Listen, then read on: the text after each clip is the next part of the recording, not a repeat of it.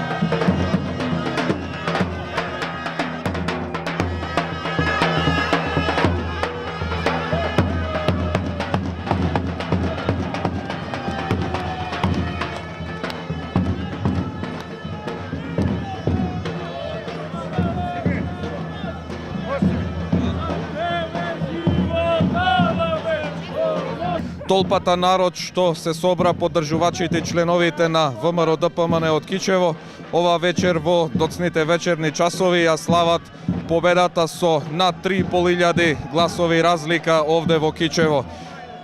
Се очекува во овие моменти да се соопштат и резултатите од сите останати изборни единици во Република Македонија и се очекува ВМРО-ДПМН и овој период да направи влада, да видиме дали ќе биде тоа повторно владата помеѓу ВМРО-ДПМН и Демократската унија за интеграција.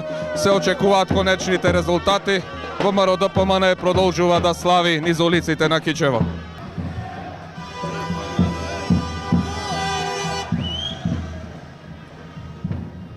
Данчо, каква ни разлика во Кичево треба да кажете на телевизија? Точно. Отприлика. Членовите и симпатизерите на ВМРО-ДПМН од Кичево и на овие предвремени парламентарни избори ја прославија победата на оваа партија во Кичево, која во однос на СДСМ е со разлика од 3700 гласови. Општина Кичево е дел од изборната единица 5, каде повторно во собранието од овој град мандат од граѓаните добија двајца кичевчани, Антонио Милошовски и Благоја Деспотовски.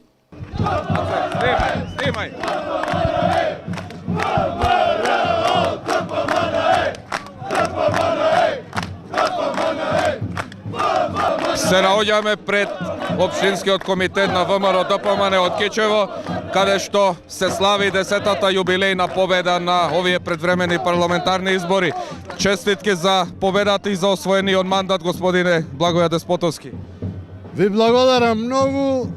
Горд сум што Кичево ја оствари најголемата победа, најголемата чиста победа со гласови од луѓе што ја сакаат Македонија.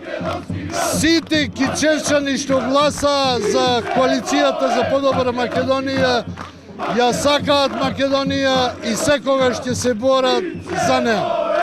Уште еднаш благодарност до сите местни комитети, до Унијата на жени, до Унијата на млади сили и сите коалициони партнери кои не поддржаа нови избори. До мене и господинот Ѓорѓе Сајковски, председател на Општинскиот комитет на ВМРО-ДПМН од Кичево. Господин Сајковски, и овој пат убедлива победа на ВМРО-ДПМН во Кичево. Јас најнапред сака да заблагодарам на сите наши членови, симпатизери и на сите кичевчани. Навистина покажавме како се сака Република Македонија. Во Кичево победи Македонија. На предвремените парламентарни избори во општина Кичево од 100% обработеност на податоците според Државната изборна комисија гласале 19.107 гласачи или 64,08% од запишаните избирачи. За ВМРО-ДПМН гласале 8.946, за ДПА 74, за ДУИ 2.604, за СДСМ 5.242 гласа, за Коалицијата за промени и правда гласаа 63 гласачи, за Алијанса за албанците 539 гласа, за Либералната партија 14, за Коалицијата ВМРО за Македонија 537, за БЕСА 297 и за Левица 84 гласа. Симпатизерите и членовите на ВМРО-ДПМН се собраа пред Општинскиот комитет, каде што ја прославуваат 10-та јубилејна победа на оваа партија на предвремените парламентарни избори, кои што се одржаа на 11 декември 2016 година. Со над 3.500 гласови, ВМРО-ДПМН победи во општина Кичево, општина која што изминатите години на речиси сите изборни циклуси освојува над 3-4 гласови повеќе од Социјалдемократскиот сојуз на Македонија. Се очекува во наредниот период да видиме како ќе се одвива работата околу составот на новата влада, односно да ги сочекаме и оние конечни резултати на републичко ниво кои што се очекуваат од Државната изборна комисија.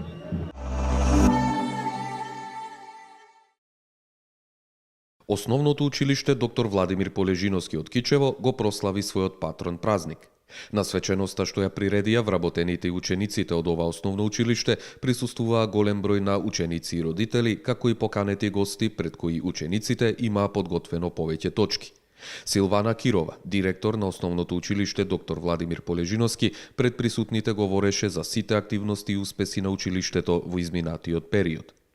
Се наоѓаме во основното училиште доктор Владимир Полежиновски од Кичево, каде што денес ова училиште го празнува својот патрон празник. Веднаш до мене е господјата Силвана Кирова, директор на основното училиште доктор Владимир Полежиновски. Господјо Кирова, честитки за патрониот празник и нека ви е за многу години. Ви благодарам на честитките, нека ни се множат годините. Сакам да изјавам дека ова училиште постои веќе од далечната 1982 година. Првично неговото име беше Видој Смилевски Бато, меѓутоа истото го смени називот во 1995 година и денес се нарекува доктор Владимир Полежиновски. Ова училиште во своето минато има постигнато видни и бројни резултати на голем број на надпревари, како на општинско, така и на регионално ниво. Исто така имаме постигнато и врвни резултати дури и на меѓународно ниво, со учениците од детски семафор кој учествува и постигна високо 9-то место во Финска.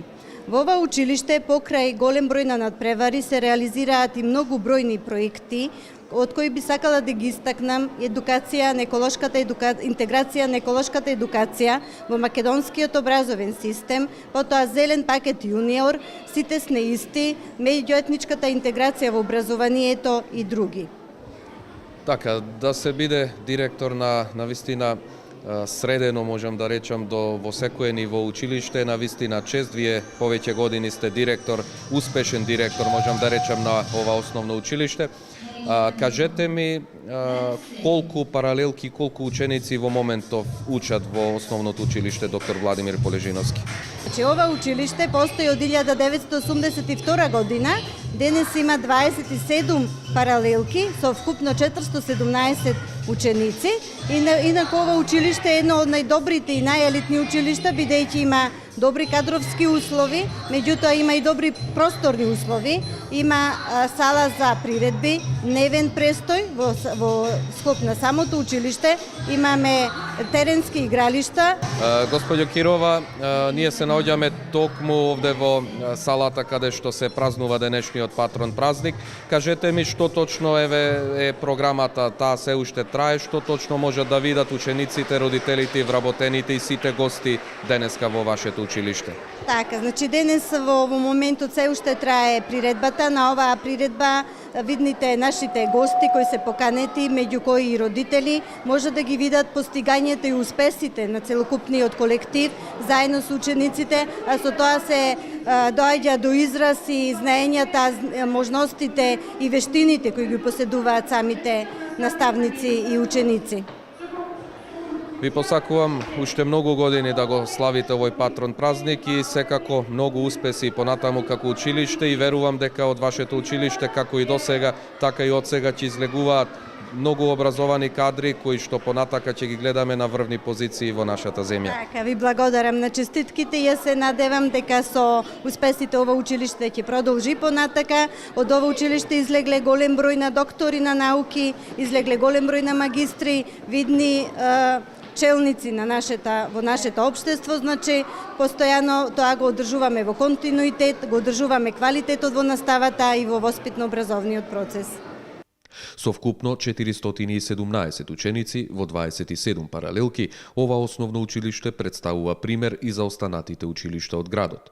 Училиштето работи од 1982 година и го носеше името на народниот херој Видоес Милески Бато, а од 1995 година е преименувано во доктор Владимир Полежиновски.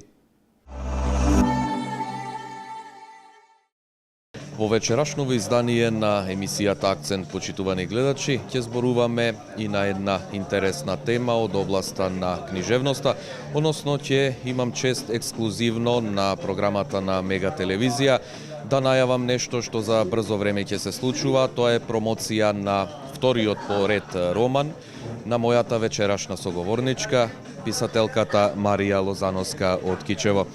Марија, благодарам што одвои време ова вечер да бидеш со Мега телевизија, односно да бидеш гостин во емисијата Акцент и заеднички да ја најавиме промоцијата на твојот втор роман кој што е наречен Другата.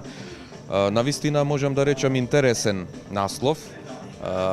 Јас еве на почеток сакам да им откриеме на нашите гледачи зошто токму ете и тој наслов е Другата. Која е таа другата? Дали си можеби ти таа другата што можеме да ја пронајдеме и да ја прочитаме во твојот нов роман? И да ни кажеш еве колку време ти беше потребно да го напишеш романот и што всушност ќе ни откриеш од самата негова содржина. Најпрво здраво и благодарност за поканата во вашата емисија. Сакам да ги поздравам сите гледачи на вашата емисија. Долготраен беше процесот на пишување на мојот втор роман Другата. Долготраен беше, односно се работи за 4 години, што е доста долг, но вреден период за пишување на еден добар роман.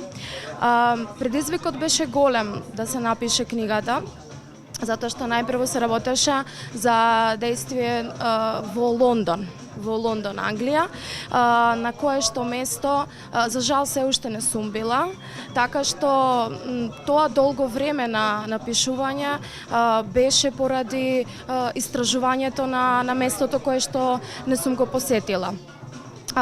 Најмногу од времето го потрошив, односно не го потрошив, туку баш добро поминав и се надоградив себе си токму во истражувањето на англискиот и на лондонскиот менталитет. Истражував за класните разлики и поставките во британското општество. Многу истражував за тоа какви личности се англичаните и лондончаните. И исто така истражував и за Бакингамската палата, каде што дел од действието се случува токму таму. Начнав некои локации за мојот втор роман, кои што локации мислам дека им се неинтересни на идните читатели, затоа што сакаат едноставно низ книгата да се пренесат на некое друго место и да дознаат некои други култури, некои други места и како таму се однесуваат луѓето. Ме праша зошто се вика роман од другата. Тоа е придавка која што се однесува на многу работи. Најпрво можеби се мисли на некоја друга женска личност, затоа што придавката е во женски род, но можам да кажам дека тоа се однесува на се она што може да се помисли како другата. Да, може да се помисли како некоја друга жена, може да се помисли како некоја друга личност од себе, но може да се помисли и на другата страна од Лондон, на другата страна од Бакингамската палата, на другата страна од луѓето од ниската класа во Лондон, но и на другата страна на благородниците во Бакингамската палата. Се мисли на другата страна од господинот и од сиромашниот, се мисли на другата страна од неморалната личност, но и онаа културната, затоа што многу често изгледот може да не излаже и да мислиме дека доколку човекот е господин, тој е културен и добар, но всушност тоа може да не излаже. Но и исто така сакав да кажам дека и оние луѓе кои што наизглед се неморални, наизглед можеби ни изгледаат и како криминалци, како крадци, може да ни помогнат и да ни помогнат во многу ситуации, но и да ни помогнат да постанеме тие другите што сакаме да бидеме. Многу теми вметна во мојата втора книга, затоа што сакав да има една богата палета на случувања. Тоа се мисли и на повеќе приказни. Имам една лична приказна на девојката Ненси, која што припаѓа на ниската класа во Лондон, но која што понатаму веќе прераснува во една благородничка од Бакингамската палата. Но имам и љубов, навидо можеби некоја забранета љубов и љубов која што мора да постои во секој роман и која што сепак читателите очекуваат и мора да малку да им ја заплажам приказната со неа, но исто така ставив и приказна од Олимпијадата во 2012 што беше, односно летото додека се случуваше и по моја желба, бидејќи многу сакам да бидам гледач на Олимпијада или да бидам учесник не во спортските настани, туку во оној дел каде што е отворањето и затворањето, така што на ликот му дозволив да учествува во Олимпијадата, така што малку ставив и другата страна од Олимпијадата, каде што има учесници, па она шарена слика каде што се подготвуваат, па сака земјата како гостин, односно како домаќин да се представи во најдобро можно светло и така што на читателот сакав да му дадам повеќе повеќе сегменти од Лондон и тоа лето што се случувало во Лондон. Со другата, покрај тоа што прикажав повеќе страни од многу работи, сакав да прикажам и како изгледа еден човек да нема самодоверба, што на сите тоа ни се случува, без разлика какви сме, дали припаѓаме на таа ниска класа или на таа висока класа, сепак ние во ова општество сме многу поразлични од Англија нормално, но сепак сите ние мислиме дека припаѓаме на некој слој од општеството, но што треба да направиме во тие делови кога немаме самодоверба, кога сакаме да имаме таа самодоверба и како да се спуштиме на земја кога ќе имаме и премногу таа самодоверба. Предизвикот на пишувањето беше многу голем, многу сакав да го направам овој проект како што требаше. Во тие 4 години, освен што истражував, многу размислував, затоа што за да се роди една идеја потребно е време, потребно е да се роди таа идеја. Па имав некои што се вика сушни периоди каде што воопшто не размислуваш, односно не ти текнува ни една идеја. Па понатаму откако ќе се родат идеите, па има период на пишување, па препрочитување, така што мислам дека оваа книга е моја една позрела варијанта од себе. Можеби јас сум таа другата писателка која што сакав да бидам, а која што можеби не бев пред неколку години. Како и да е, уживав додека ја пишував, сега останува само на читателите да уживаат во незиното читање. Јас сум сигурен дека ќе уживаат сите оние кои што ќе дојдат до вашиот роман и ќе ја имаат таа можност да дознаат за сета таа содржина која што сега еве ни ја пренесовте.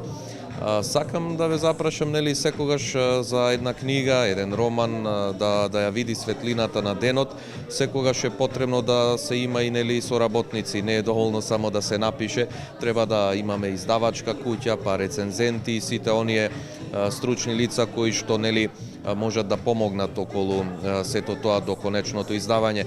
Кажи ми, за брзо време овој месец вие ќе имате и официјална промоција на романот. Кажи ми кои се твоите сите оние соработници, издавачка куќа која што сето тоа ќе го организира и каде еве да откриеме ќе биде промоцијата на твојот нов роман? Точно така, за многу брзо време, односно за околу една недела ќе биде промоцијата на мојот втор роман. Имав голема желба да соработувам со Матица и за среќа и тие има голема желба да соработуваат со мене, затоа што во последниве години тие имаат една како кампања или проект да им помагаат на младите писатели во Македонија и да ваѓаат на светлина едни нови идеи кои што можеби понатаму и ќе ги пласираат низ светот. Како што не поменав, мојата издавачка куќа е Матица и со кој што ќе го промовираме мојот втор роман другата следната недела, тоа е на 21 декември во среда. Промоцијата ќе се случува во Скопје, во Матица ексклузив. Тоа се наоѓа на улица Македонија кај Бикот, веднаш може да се најде. Во 19 часот ќе биде едно интересно дружење, затоа што ќе има многу изненадувања покрај тоа што ќе биде промовирана мојата книга и каде што ќе има една дружба со читателите, можеби со некои други луѓе, тоа не знаеме, ќе видиме се уште.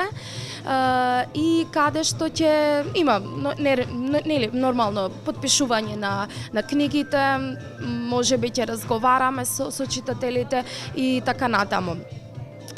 Многу сум среќна што ќе соработувам со Матица, затоа што се работи сепак за едни професионални луѓе, кои што сепак се докажани на овие простори, но и се покажани и наоколу во регионот, затоа што носат навистина многу светски книги. и имаат многу голема достапност из Македонија, што ми е многу важно и што ми е многу мило, затоа што понатаму мојата книга ќе може секој да ја најде, секој да ја купи, односно ќе биде достапна. Порано се работував со рецензенти, и правилно е да една книга да има рецензенти. Во последно време тоа не се практикува поради многу причини и овој пат на оваа книга не ми се подпишаа рецензенти, но претходното мое дело имав рецензенти кои што ми дадоа многу зелени светла и кои што можеби на некој начин ми помогнаа да ја напишам мојата нова книга. Во овој момент сакам и да ги поканам сите ваши гледачи да дојдат доколку се во можност на мојата промоција, значи од градот Кичево, од Битола и сите оние други што не гледаат, доколку се во можност на 21 декември, доколку се во Скопје, нека повелат, ќе се дружиме, ќе откриеме неколку детали околу книгата, нови детали, ќе се подпишеме на книгата, ќе се запознаеме и сметам дека убаво ќе се поминеме. Јас се надевам дека ќе биде навистина интересно да се присуствува на промоцијата. Ова, кажавме на почетокот, е ваш втор роман. Ајде да се подсетиме еве и на вашиот прв роман, кој што го имате исто така издадено.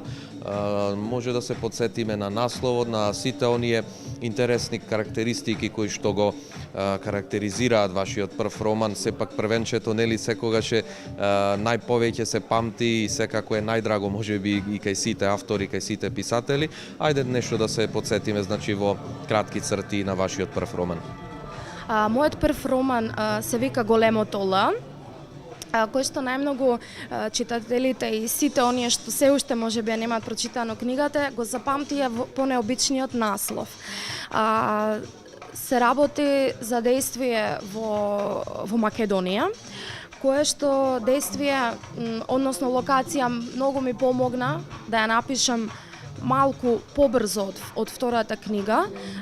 Ја пишував околу 2,5 години, така нешто беше, во која што се работи за личностите во јавниот живот во Македонија, односно за луѓето де страдат, но не на оние естрадни личности кои што ги гледаме, туку оние што не ги гледаме, односно оние што ги создаваат песните. Можам да кажам дека таа е полубиографска книга, затоа што самата јас сум текстописец и на некој начин сум навлезена во таа естрада и можам да кажам дека е тежок на свој начин тој живот, но сепак сите тие приказни се измислени внатре.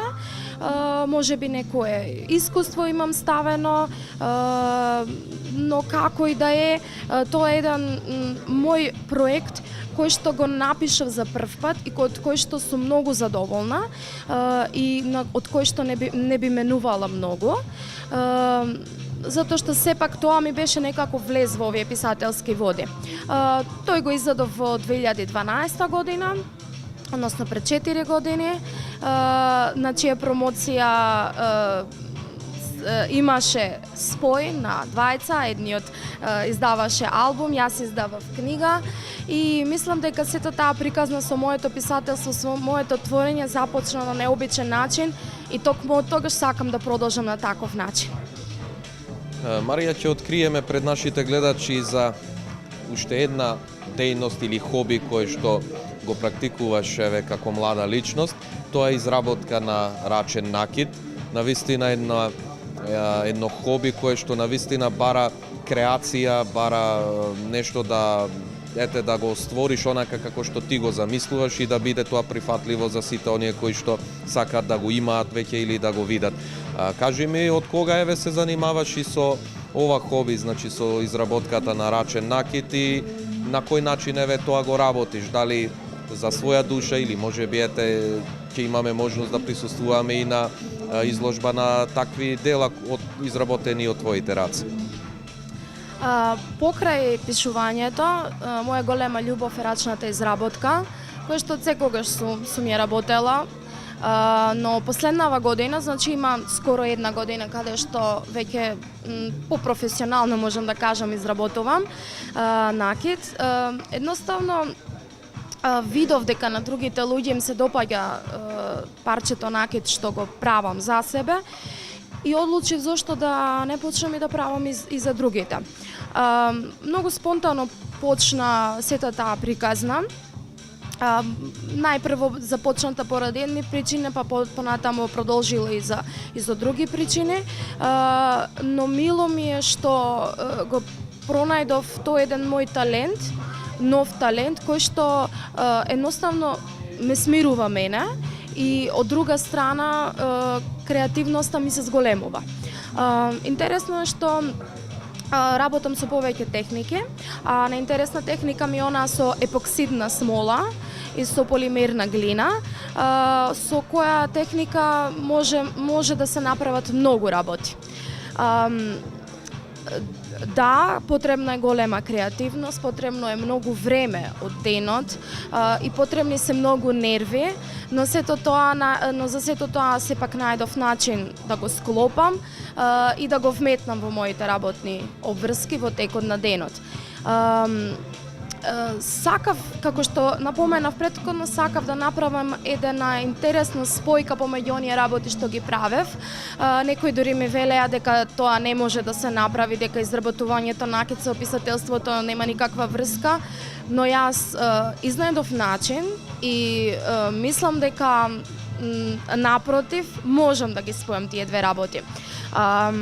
Инспирирана од романот што го напишав, направив накид кој што соодветствува со настаните во книгата.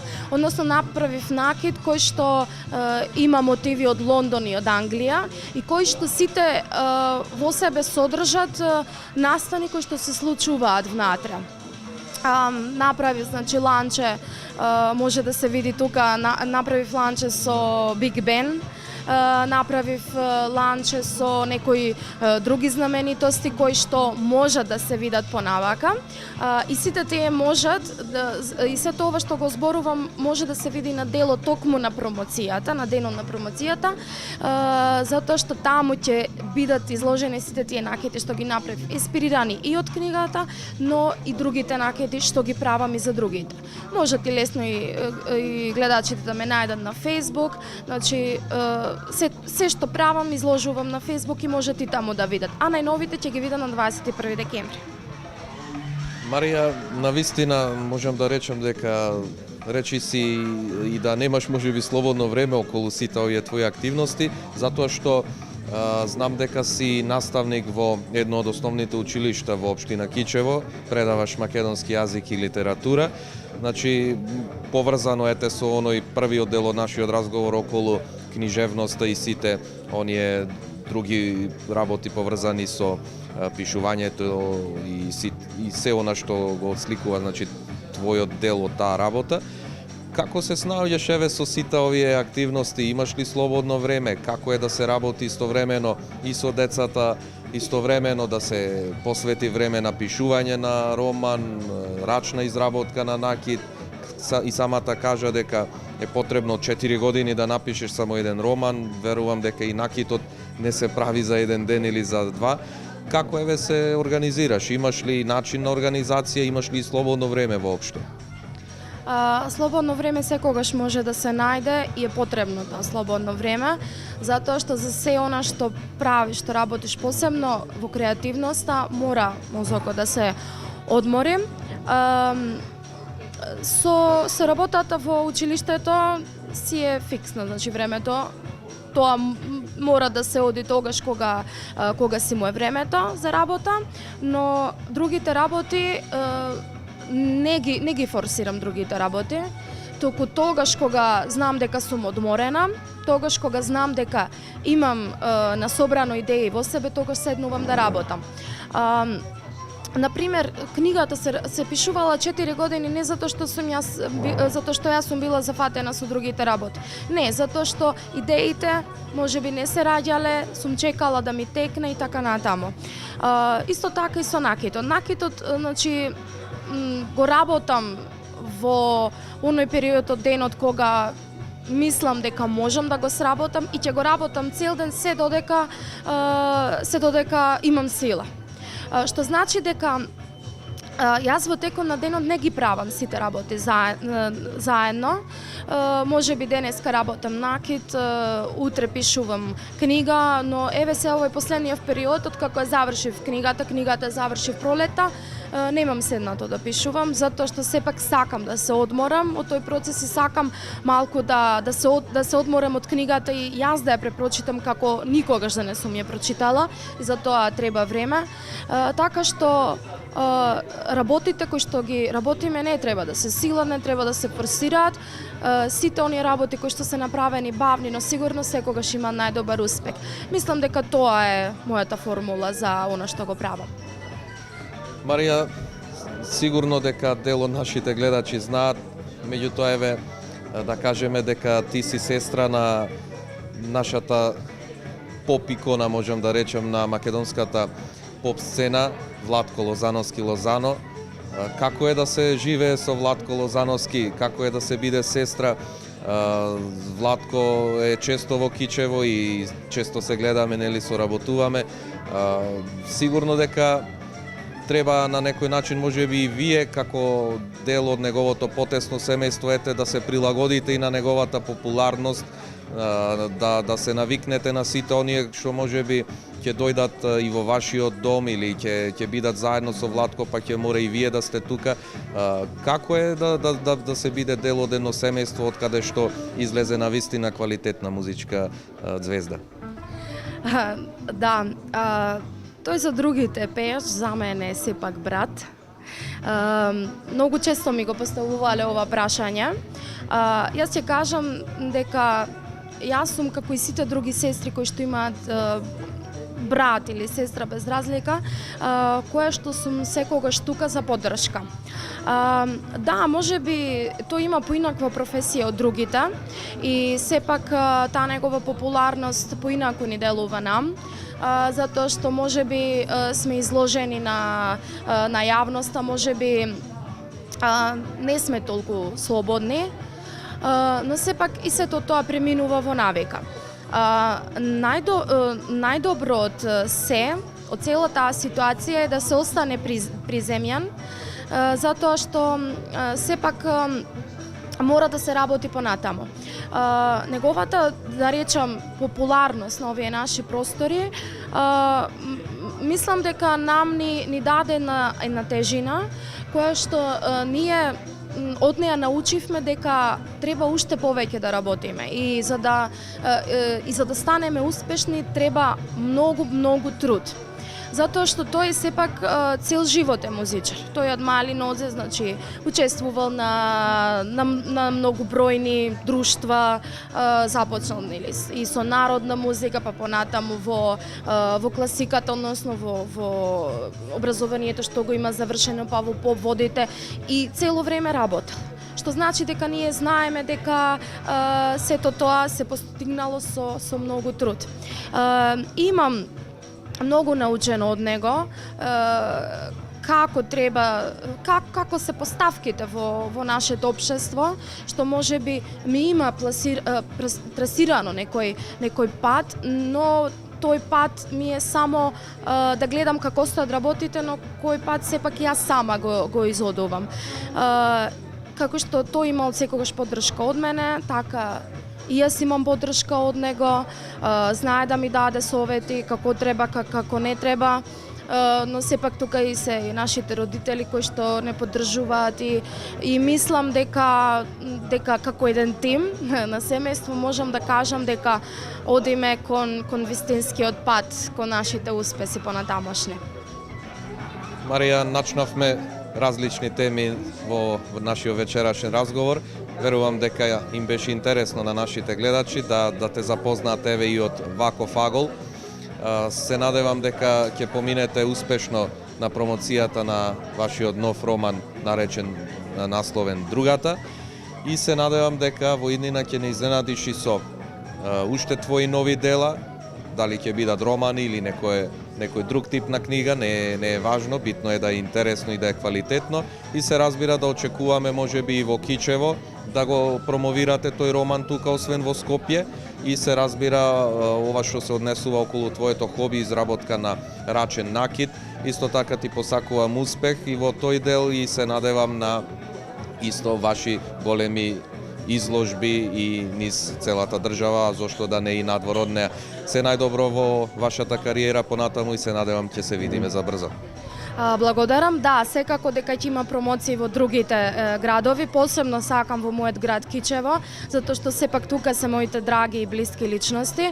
Во Скопје е првата официјална промоција каде што со неја почнуваме, но да, ќе имам во Кичево, ме бараат исто така и во Битола, каде што навистина сакам и таму да се представам со мојот нов роман. Ќе има и на други места, секако во сите градови има многу читатели, но исто така и љубители на рачната изработка, така што едва и чекам да се сретнеме со нив и да се подружиме со сето она што го правам. Ви благодарам многу. Тоа беше се што ви подготвивме и во ова издание на емисијата Акцент на телевизија Мега. Следното издание е за точно 7 дена во 20 часот и 45 минути. Довидување.